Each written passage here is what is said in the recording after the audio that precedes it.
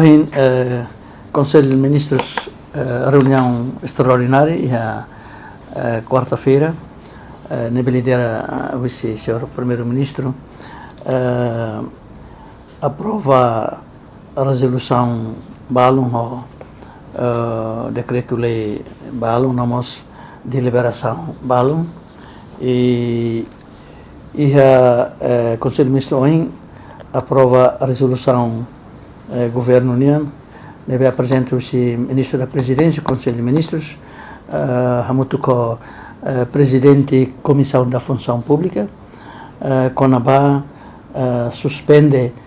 recrutamento para funcionários públicos, agentes, administração pública, contratados no caso Aicira. Tanto o Conselho de Ministros hoje deu-se resolução do Governo aprova em 2027 se lá ia ter recrutamento para funcionários públicos, para contratados casuais. Também a apresentação do senhor Presidente da Comissão de Função Pública está gráfico no despesas para salários e vencimentos as debes, também o Governo decide de usar resolução do Governo para 2027